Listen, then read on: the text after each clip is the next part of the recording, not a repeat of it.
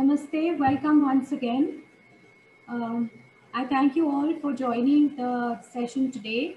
I understand these are trying and difficult times for all of us, in spite of which we as educators are focused and we are working, we are striving to upskill ourselves so that, the interest of our children, we are able to do justice to our children. And most of all, we are able to upskill ourselves so that we are equipped to handle their learning needs. So with this, I would take a moment and again kind of reiterate the housekeeping rules right now. Please be on mute. I would request you to stay on mute as I share my screen with you. Secondly, towards the end of the session, we will have a question and answer round. In case you have any questions, you may put them up towards the end. I will be sharing the link of the Google form from where you can download your certificates in the WhatsApp group.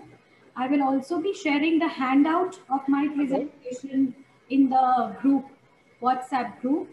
And Hello, ma'am. yes, Sorry, you're not audible. It's not clear, ma'am. Sorry to disturb that. ma'am, I will check my connectivity. I would request you to do the same, please.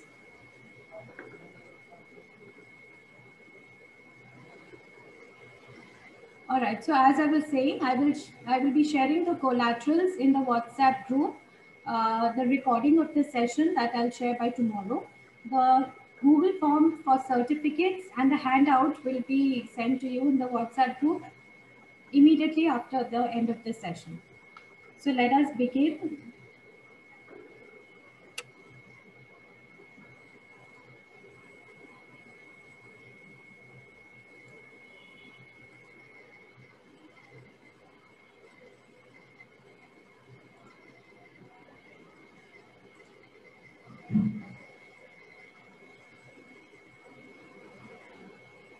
All right. So we are here to discuss how can we prepare effective lesson plans for teaching online, because now over the year we have understood that the remote, the hybrid or the flipped classrooms are here to stay. And this was not a temporary arrangement that happened in the last year due to the pandemic, but this is something which has become a part and parcel of our education fraternity for the forthcoming years. So, all the more reason for us to be able to adapt to the current situation, the current environment of teaching and learning we are in. Before I start off, I would take the opportunity to introducing myself to you. I'm an extremely passionate early childhood educator, first and foremost. I'm still pursuing my post-graduation degree in teaching the pre-primary and the primary from the Asian College of Teachers. I have level 3 certification from the UK Council of Awards, Care, Health and Education. I am also the territory head of the Early Childhood Association, the Indore chapter. As a resource person of the All India Educators Forum, I'm here to take this session today. I'm a storyteller by heart, since I deal with young children, that's the best way you can bond with them. So I am extremely fond of storytelling. I have learned storytelling from the SEAC fraternity. SEAC is the Storytelling, Education and Arts India Council. I am also on the advisory board of the 100 community, which is a global community and it deals with innovations across the world, from where we are taking worldwide innovations in edtech, in social emotional development, which is happening, and we are ensuring that equity is maintained and it is reaching out to each and every child who is deprived. So we work extensively in reviewing innovations which are suitable for children and that can provide equity to them. Uh, my most favorite is that I'm a mother of a most amazing daughter, and that is our picture. All right, now this image which you see in front of you, I saw this on social media as I was researching. I was browsing through the social media and I came across this. And this image it is a metaphor. It is a metaphor of what we all are going through right now. All right. So when I say what we all are going through right now is in, when we started the year 2020, we were all excited and we were like, oh, I have an amazing unit plan and amazing activities planned for my children. And this is what I'm going to do.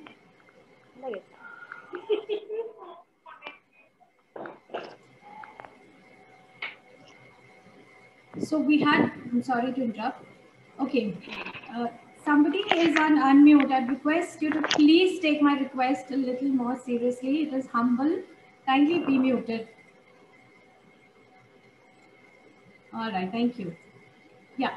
So as I was saying, this image is a metaphor for us. When we started our session in the year 2020, we had huge plans for us. We had plans like, we are going to do so many activities for our children. We are going to have amazing units, lesson plans. But suddenly we were told, forget all this. Schools are shut. You have to teach from a screen. You have to teach through a screen. And then we again started making some more plans for remote teaching and learning. We are all in the same boat. We started making some plans. And then ideally by the end of the year, this is the, if you see the actual teaching in the image, this is what actually happened, because again, it was a new thing for us. All of us was exploring it. So we were kind of in a confusion state. We didn't really know how to convert our lesson plans from a physical classroom to a virtual classroom. But nonetheless, over the year, we grew. We learned so many skills. We kind of researched. We adapted from each other. We learned from each other. We even copied each other in some ways so that we can learn and benefit our children. In the same context today, we are now going to understand specifically that what is it that we require, what are the criteria, what is the mindset, what are the plans, specifications we need to have before we start teaching the children virtually in the online space. So in the next 40 minutes here, we are here together, we will be discussing this along these points here. We'll first talk about the online teaching environment. What is it that curtails this environment? We will talk about the Bloom's digital taxonomy. So I'm not sure how many of you went through that video I shared in the WhatsApp group about Bloom's taxonomy. It's a theoretical perspective to child development. So we are going to discuss that. Next, we are going to talk about the 5 E's of instructional design. So once we know the environment, once we know the theoretic perspectives of child development, we now need to understand the instruction design. We need to understand how we need to deliver those concepts so that the child development in theory actually takes place. Finally, we will understand what is the structure, what should be the ideal structure of an online lesson plan. And of course, I have 1 or 2 sample lesson plans, which I will show to you. So we'll start with the Bloom's taxonomy. Now, this is in very simple terms, if I may explain to you, it is a hierarchical ordering of cognitive skills that can help teachers to teach and students to learn. So very simply put, it is one ladder, one sequence in which a teacher can understand that how we need to place our progression, how we need to have build upon our lesson plans. So from one concept to the final outcome, how do we need to develop it? It is a framework essentially, and it gives us ideas to put which activity where whether we should have a worksheet for this assignment or not, whether we should have a group activity, whether we should have an individual activity. So these kind of things, Bloom's taxonomy helps us to understand. So the video which I sent to you had the theory part of it, and the diagram which is in front of you right now translate it to the digital platform. So digitally, this is what it looks like. Let's take it one by one. First is the remembering. Now, when we start with our lesson plans, we share information, knowledge with our children, and then they're supposed to remember. They have to understand the key parts in that particular concept. They try to understand that. The knowledge is shared with them over here. This again is something which can happen through question and answers. It is also it helps us to kind of connect to their prior knowledge. This is the first basic level of a lesson plan where we share knowledge and information with children. The next is the understanding. So now we have to explain to the children. We try to make them understand what that knowledge is. So they have to put it into understanding whatever information and knowledge they have. So these are two different things. Knowing something doesn't mean that you understand it. So gradually the lesson has to progress to understand the concept. The next level comes when you have all the information, when you have understood that information, how do you apply it in context? So, you know, you can draw connections between ideas. There's a lot of critical thinking that happens in the application. And for this, a very important tool which we can integrate in our lessons are the games. You know, so there is a concept of gamification, game-based teaching, which has come up during the pandemic. So at this stage, at the application stage, we can now integrate that aspect where children actually apply what information they have, what information they have understood, and relation to the concept, they can now put it into application. The next level we reach is the analysis, the analyzing process over here. Now what happens, this is again something which is a more matured phase of the lesson plan, the sequence in the lesson plan. Here, what has happened that children have now been able to draw information from everywhere. They have been able to apply it in the context. And now what they have to do is they have to integrate all these learning systems. They have to integrate all these aspects, and now they start drawing inferences from there. They start making recommendations from the information, the understanding, and the application they have achieved through the previous lessons, through the previous delivery of concepts. Next, we reach the evaluating phase. So now this is not evaluation in terms of the assessment model, which we normally do, the grading system. Here, evaluating is when you evaluate the concept. So what did I understand about the concept? What did I not understand about the concept? So that you have to think, observe, and that you have to put down in your lesson plan. So that will close. It will kind of give you a closure as to when you started with the concept and from where you have to reach in that particular concept. Again, this is, you know, something where you can integrate a lot of collaboration between the children. So even in our digital platform, there are many tools which we will listen to later, which can be integrated at this level. Finally, we come to the creating level. So this is the ultimate level of a child's learning journey, you know, where we have progressed so much in our concept and we have dwelled so deep into our concept, into the understanding, where now the creation has started happening. So there are new ideas, new thoughts which occur and which children are able to produce to us. So we have to understand that when we sit with a pen and paper and we decide that today, in the next month, we are going to take the concept of, say, animals. So we have to break it down into these stages. Over the month, we have to understand amongst into the levels 1, 2, 3, 4, 5, 6, how will that lesson progress? And that is again it is very suitable to the child development theory, which is this is the way in which the children will learn step by step.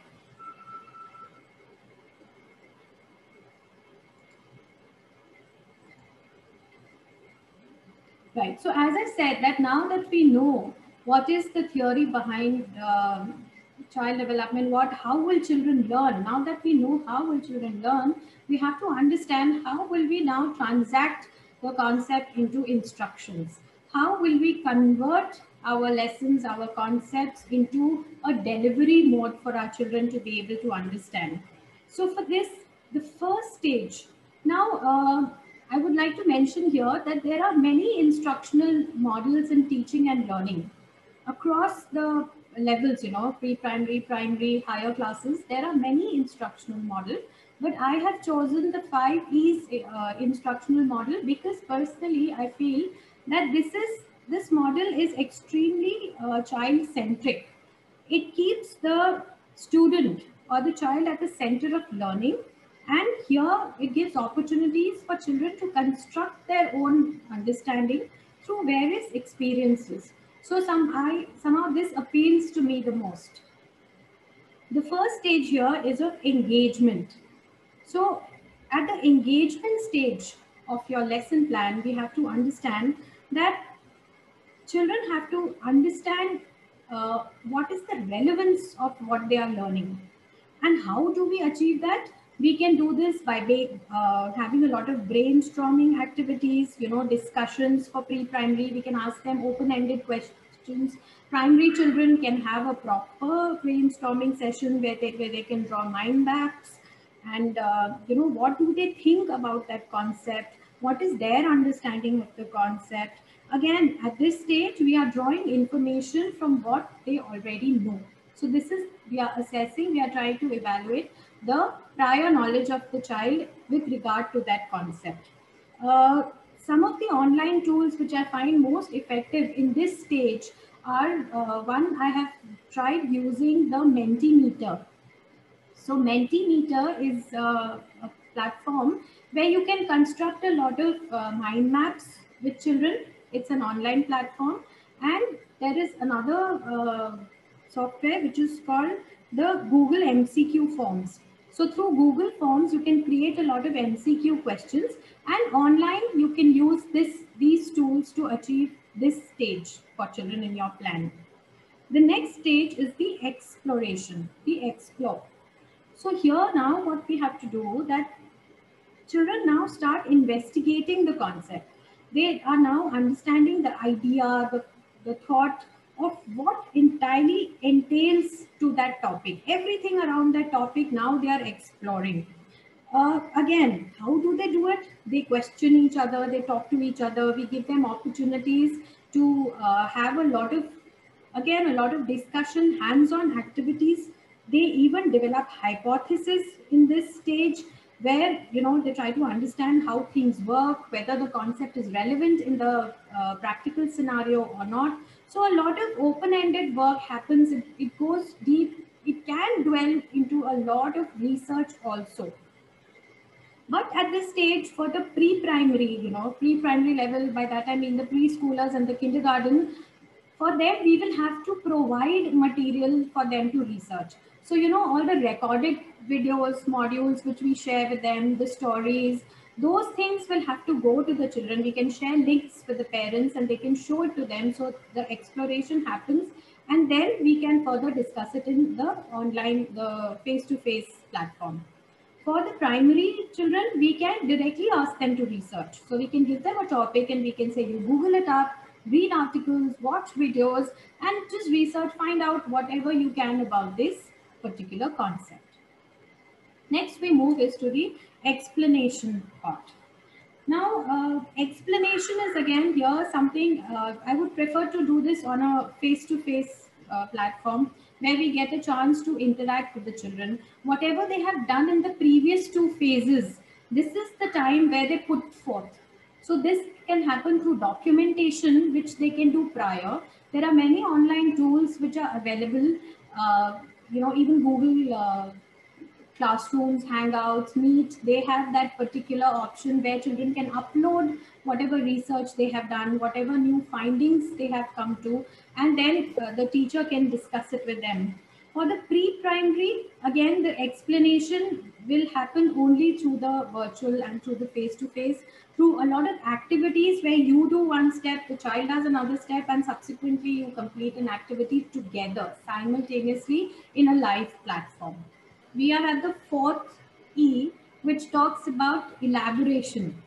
So here is something where, opportunities, it's one of the higher order thinking skills, a challenging level of children to be prepared for, So now your lesson plan has to have a challenge in it. So the basics have met, children were engaged, they explored, there was a lot of explanation that happened. So now we have reached an optimized level of thinking for children. And here, exactly in this stage, children now begin to again apply whatever they are learning. How can they do that in a digital platform, in an online and an offline concept here? They can make a lot of presentations here.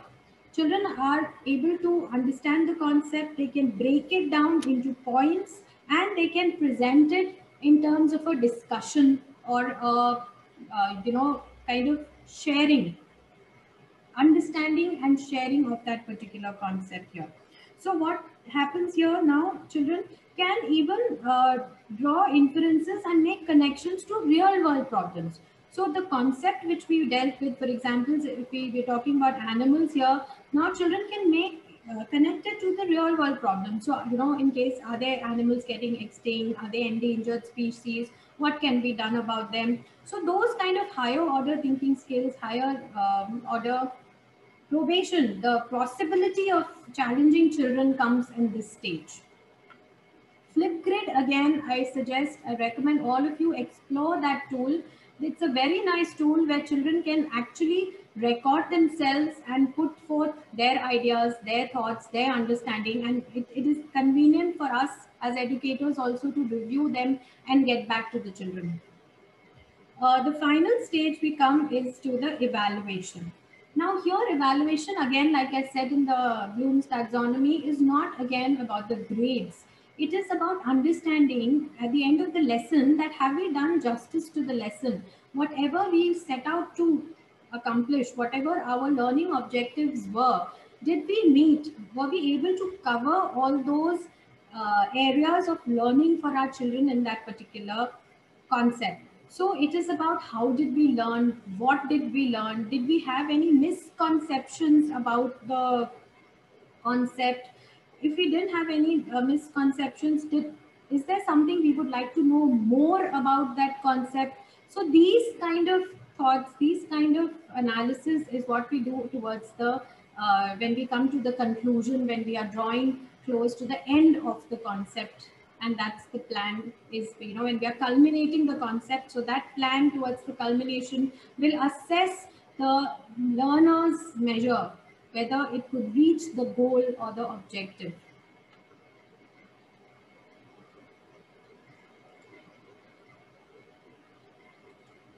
So now, once we have decided, we have understood the theoretical perspectives, we have understood how children are developing, what are the steps in which they are developing. Now we need to understand that what is the structure of our online class? Once we understand the structure of our class, we'll be able to convert it into a plan. It goes in reverse.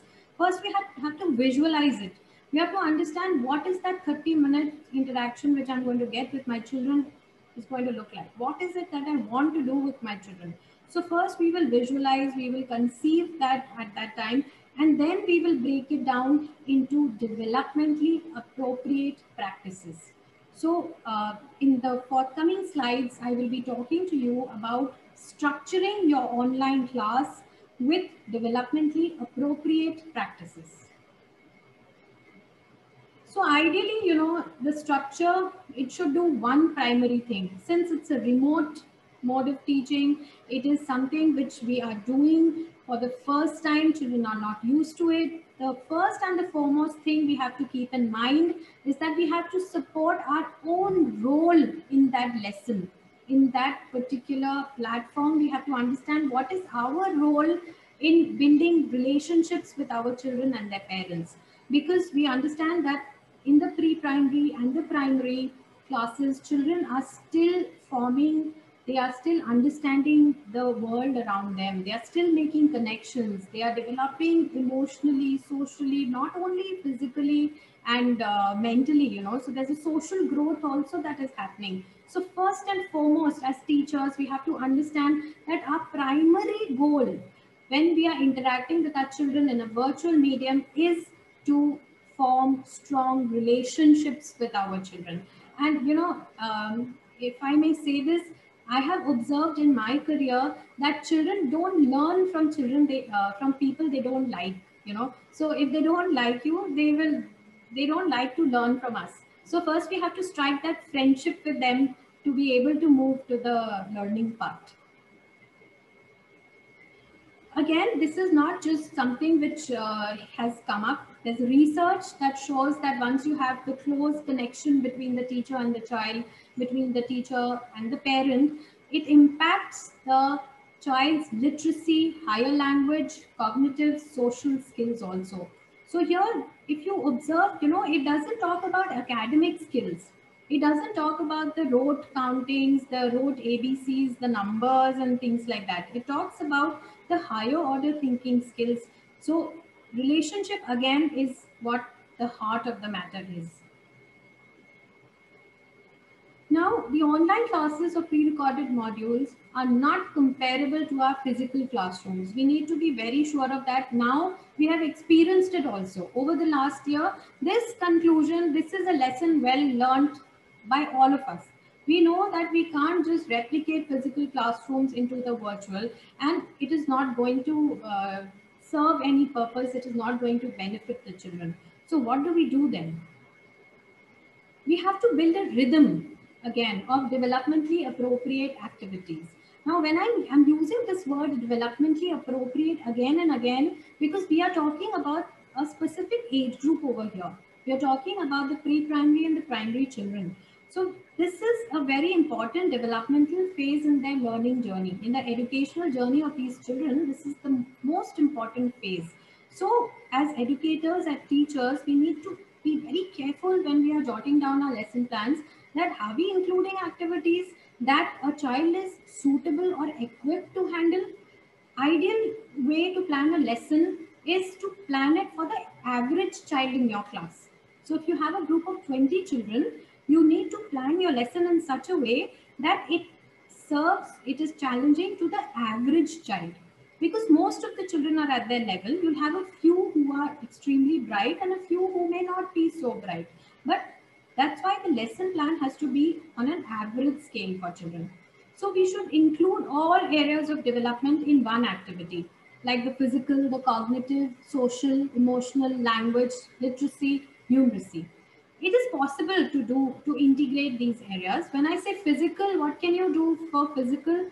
It's any kind of movement you can integrate. With any concept, you can integrate some kind of a movement. Cognitive is how do you have cognitive development? When you maybe ask children to guess something, you pose a riddle, you ask them to guess, or you ask them to think, or maybe recollect something and respond to it. Social emotional is again, you ask them to bring a toy and talk about it, or any other experience they want to share with you. Language development happens all the time. When we sing, we do a lot of rhymes with this age group. So that's when they learn new words and numbers, and a lot of pre-math concepts are learned as we play along, as we do activities. So a good structure to the lesson plan will have these features. It will have a balance between the active and the quiet moments. Now, when I say active and quiet moments in a virtual space, the active is when both you and the children on the other end, both of you are engaged in some kind of an activity, and there's movement and there's a engagement. The quieter moments are when you are delivering a concept, or maybe through a story or through some kind of a conversation. Those are the quiet moments. So we need to alternate between them in our classrooms, because we kind of figure out why we need to balance it out in the slides ahead. Provides many opportunities for children's participation. So this is the most important thing we need to keep in mind, that our lesson plan should have enough scope, enough room where children are getting a chance to participate. It is not we just talking to them or giving them information. Uh, the last point here is that it accommodates differences in attention span. So, as experienced educators here, we all understand that children in this age have very little attention. They're not, they get swayed, they get distracted, and more so in the environment, because they're not in school, they're at home right now. So there are all kind of distractions at their residence. Now, this is again a bit of theory. This is something I have mentioned the source in this slide. I have taken it from one blog I read, and I found it very interesting. It says that there is a particular time period for which a child can maintain focus on a given task. So this becomes very crucial for us now, because when we are planning a 30-minute session, we need to break down activities into the attention span of the child. So if we are planning an activity for a 4-year-old, we can't plan an activity or an assignment or a worksheet or any kind of a video which is more than 8 to 12 minutes, because ideally the child will lose the concentration by then. So we need to keep these parameters in mind depending on what age group are we working with. So keeping that chart as the baseline, now that we know we have, we are still not sure how the next academic year is going to look like. So, assuming it is going to be similar to last year because of the prevailing situations, it is always a good idea to begin slow and then build up the concepts over the months when the children are familiar in the space. So, like I said, it is important to remember that children are at home. They have all kind of distractions at their house, and it is a new thing for them. It is one thing to watch a video on an app or an iPad, and it is an entirely different experience for a child to sit in front of the screen and see his friends over there, his teachers over there, and he's expected to be schooling on the screen. So it's always a good idea to begin slow in your lesson plans, and then decide the pace by gauging the reactions and the involvement of the children in your class. The ideal thing to do when you plan yourselves, you should always plan to tell children what is it that is going to happen in your class today. So, normally I would say it out to the children. I'll say, okay, we are going to sing a song, we are going to play a rhyme, we listen to a story, and then I will share something for you, which you can do at home. Now, when you keep doing this again and again, in every interaction, when you start doing it, children start looking forward. And after the session also, before coming back to the session rather, they think that, okay, what is she going to do today? What are the 2-3 things we are going to do today? So I've written 4 here doesn't mean that there are 4 things you have to do. You can do as many, but whatever you're planning to do, you should tell the children that this is what the agenda is, this is what we are doing today. Of course, in our classrooms, we may have children with special needs, so we should cater to their learning levels also. So if visual aids are required for them or any specifications are required to them, simultaneously, parallelly, we should prepare for those also. A few considerations here before we move to the next segment of the presentation is that in the plan, when you have a plan which you want to deliver, say maybe in 2 interactions, and you realize that it is taking longer than usual, it's fine. Children are not participating, they are not able to contribute. It's a good idea to pause for a minute over there and say, okay, probably in these 2 interactions this plan didn't work, children were not interested, let me pause here, let me allow some kind of involvement of the children, and then maybe in the subsequent week I can pick up from here. So it is entirely up to the child whether they want to participate or not. Of course, it is our responsibility to probe them, but beyond a certain point, you can't really insist that they answer or they engage with you, because we don't know what is the background at the house. So that faith we have to give to the children. Interaction and movement is important. Now, there's a difference between participation and interaction. All right. So when I say interaction and movement is important, interaction can happen through non-verbal gestures also. So interaction is, you're doing an activity, you're doing something, the child is working side by side. She may not give you the full attention, but that work is happening. So you have to be mindful of that also. And movement again is important. It is a physiological need of the children. So maybe after every 1 or 2 concept, you can keep one small transition activity, which can be a finger movement or a neck movement or an eye movement, or maybe you can just ask them to get up and jump at their paces or jog at their paces. Simple 2-minute physical movements are a must on a virtual platform. Again, connection is more important than everything going as planned. I am a firm believer of this particular theory that we have to have a connection with our children. That has to be our utmost priority. The academics will follow. Only the connection which we can develop with our children is going to yield results. It is going to benefit them more than the academic part. So I will keep saying it again and again that you have to understand the importance of connection with the age group we are working. So I have a few pointers here which you should keep in mind when you sit to make your plan. First, don't think teaching.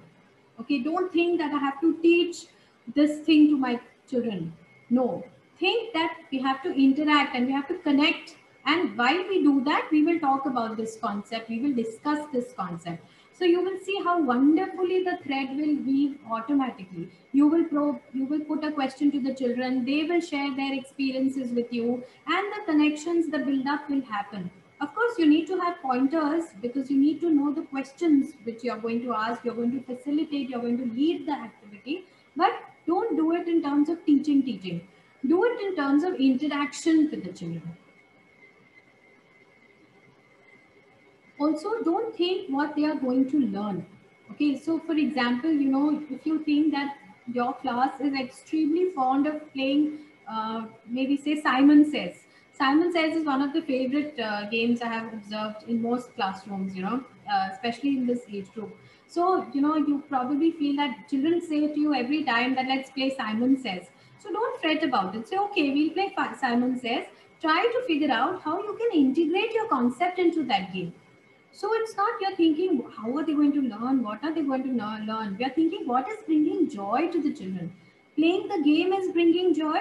So fine, let's integrate our lesson plans. Let's integrate our concept into Simon Says. So, you know, the actions of Simon or maybe the instructions of Simon can be converted to your concept, the delivery of the concept. Don't think how I can fill time. Think what will be most meaningful. So again, don't go by the book. You know, don't think that 30-minute interaction I have to finish. I have so you know. Let me put 4 activities, 5 activities here because how will I complete that time limit? So no, don't think like that. Think that is this activity required? Is the level or the complexity of this activity suitable for a 4-year-old? Only then add it to your lesson plan. Even if it takes 2 activities for you to able to achieve, if it takes 2 activities to achieve that concept, to achieve the understanding of that concept, never mind. Just put in 2 activities only so that within that 30 minutes you can do justice to it. Because again, a very important thing which we should remember when we are talking, dealing with the children here, that they require a lot of repetition. They learn through a lot of repetition. So instead of putting too much, put little, but revise it. Recaps, revisitations, recapitulations are the key. Quality engagement is important than quantity of activities. So that's exactly what I was saying. All right, so I now move on to sharing a few plans I have, the sample plans I have here, which I felt are suitable for the preschoolers. So we can start with an arrival song. There can be an interactive game after that, a story time, a short interactive movement, you know, like I said, the finger play and things like that, the question of the day, and the goodbye song. Now, I am a firm believer that the arrival and the departure, the arrival and the goodbye here, these are two important connection points for us. You know, because children are coming in the morning, and I hope you remember that when you are in the classroom, there's a whole ritual that takes place for the arrivals. In most preschools, I have seen, I'm sorry. In most preschools, I have seen that, you know, children come to the class. So either they give a high five to the teacher or they hug the teacher. There's a chart put up there. So which action would you like to do? And, you know, the attendance is done through the ice cream stick. So you pick up your stick and you put it in the pocket. So it's a whole ritual that we do in an offline class. So why should we miss it in an online space? we cannot do it in that manner, but we can again customize it to the space we have. So we should think about this and incorporate it in our plans. The interactive game is again an opportunity for us to discuss, deliver a concept here. So through a game, one concept we can plan, which can be, it can be an introductory concept, it can be an extension. So it depends on exactly which phase you are in for the concept. A story time can also be integrated to the concept, or it can be done as an independent feature also. So again, that's a call we need to take depending on the entire curriculum we work with. Interactive movements, again, I said, are like the finger movements and basic physical movements. Question of the day, again, is important here because it gives opportunities for us to give children a chance to interact. So, you know, when we pose a question to the children, we allow each one of them to answer what is their opinion about that particular concept. So this gives an opportunity to all of them to talk and share, which is ideally one step towards forming connections and engagements with the children. And finally, of course, the goodbye song, like I said, I feel it plays a very important role, you know. So you close the session lovingly and you say, fine, we'll see you tomorrow. I also have one arrival song and one goodbye song, which I will be sharing with you in the subsequent slides. Yeah. So for the primary level, this plan will look slightly different because, you know, in our fraternity, we are extremely bothered about the literacy and the numeracy aspect. You know, we pay too much attention to literacy and numeracy. So we have to have one or two activities related to that in our plans. So which is why this is the split I have given. You do an arrival song, you have a conversation topic, a story time. Now again, it's at your discretion. You can also club conversation and story time together if you require a longer time to deliver the concept, or if you want more interactions with the children. You do a math song or a math game and then the activity.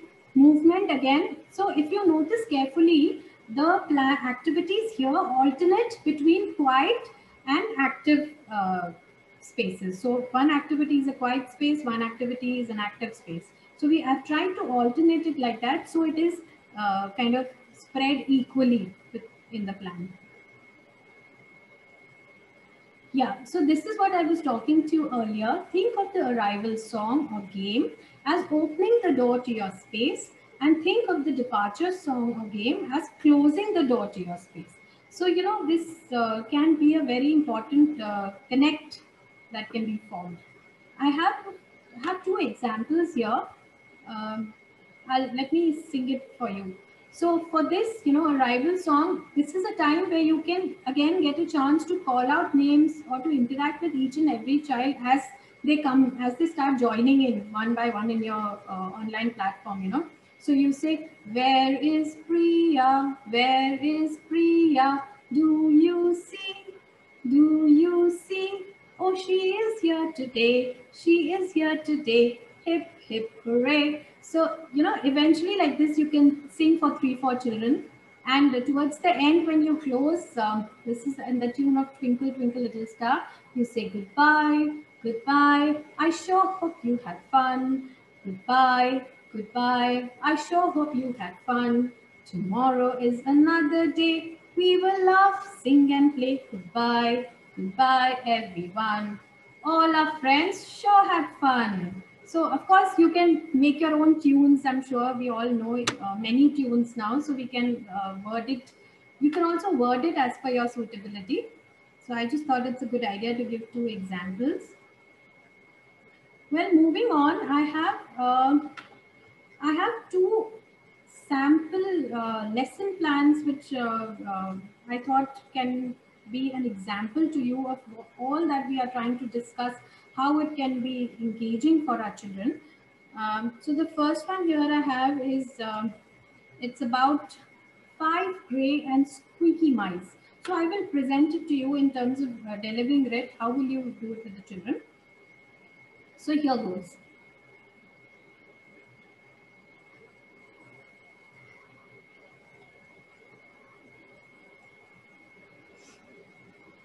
5 gray and squeaky mice, polite and especially nice, eating some most delicious cheese. Yum yum. One jumped into a hat to hide from a big old cat. Now there are 4 gray squeaky mice. Squeak, squeak. 1, 2, 3, 4. 4 gray and squeaky mice, polite and especially nice, eating some most delicious cheese. Yum, yum. One jumped into a hat to hide from a big old cat. Now there are 3 gray squeaky mice. Squeak, squeak. 1, 2, 3. 3 gray and squeaky mice, polite and especially nice, eating some most delicious cheese. Yum yum. One jumped into a hat to hide from a big old cat. Now there are 2 gray squeaky mice. Squeak, squeak. 1, 2. 2 gray and squeaky mice, polite and especially nice, eating some delicious cheese. Yum yum. One jumped into a hat to hide from a big old cat. Now there is 1 gray squeaky mice who lived in his special house.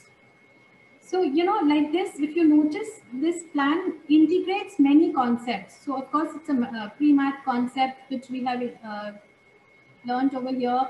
It has a lot of repetition, so children are learning about vocabulary also.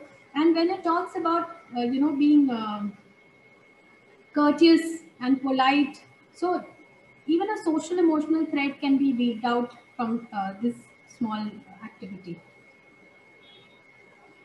Another sample I have here is that, we can have these indoor bingo games we can play with the children. If you want, you can ask the parents to help the child. Like in this case, it's written, look around the house with your child, looking for the following things. So maybe they can, children can go with their parents and they can help them. So something to look around the house, faucet, black shoes, can, blanket, toy, storybook, rug, toothbrush, spoon. This kind of a bingo sheet we can send prior. Again, in this scavenger hunt, I have tried to integrate a few pre-math concepts. So I'm trying to explain to you that how one activity can integrate many areas of learning. So, along with the movement, children are learning math concepts, like, in this case, they're learning shapes. So bring me a circle shaped thing or a square or a triangle, something shorter, something taller, and so forth. Now, I have experienced that, sometimes skills like motor skills, fine motor skills, visual appeal in terms of art, inquiry is a miss in the online platform. We only talk about hardcore subjects, English, Hindi, math. So this is one demo, sample lesson plan, I think, which will convey what I'm trying to say, that you can experiment and you can really do a lot of, you have a scope to do a lot of things in an online space in your lessons. So, you begin by asking the children, what is a line? And then you show this and you say, okay, a line is a dot that went for a walk. A line is a dot traveling through space, a lot like an airplane. So there are 2 basic kinds of lines, a straight line. So children, do you see here? This is a pencil. It's a straight line. We also call it the sleep line. What do we see here? One more straight line and one more straight line. So one line is the sleep line and the other straight line is the standing line. And what is this? This is a curved line. Do you see a curved line here? On your ball, is there a curved line? Now let's find some lines in the next image. Do you see a straight line here? There it is. I see a lot of straight lines here. Who wants to help me? One more, So the window panes have the straight line, and oh, even the computer has a straight line. So the stand line and the sleeping line. Now let's find some curved lines. There it is. One more curved line. Now children, can you find a straight line in your home? Can you find a curved line in your home? Please do that for me and we will discuss it in the next interaction. All right. So, you know what I wanted to deliver in this particular concept was that you try to make connections with real life situation with children. So whatever they see in the environment, they are able to understand better and they are able to relate it to concepts once they know that they have seen it somewhere. So, you know, I've tried to use things which are children are familiar with to explain them. Even these are strokes. Ideally in the classroom, we do this as pre-writing strokes, you know. So before you give them a crayon and you give them a worksheet and you ask them to do the activity, it's always better to build an understanding of the concept. So this was one example. Now, I have listed down a few resources for you. So, you know, when you are actually sitting down to prepare some plans and, you know, when you think, how can I practically apply the taxonomy in my classroom? So what do I need to do for that? So this resource I found, which will be very helpful, it across all the levels, it tells you what actions, what other activities, what actions can the children do. So when you're clubbing whichever level you are at, you can pick up a few ideas from this and you can integrate it in your plans. I have also listed down some online resources which I have used myself over the last year and I found them extremely useful.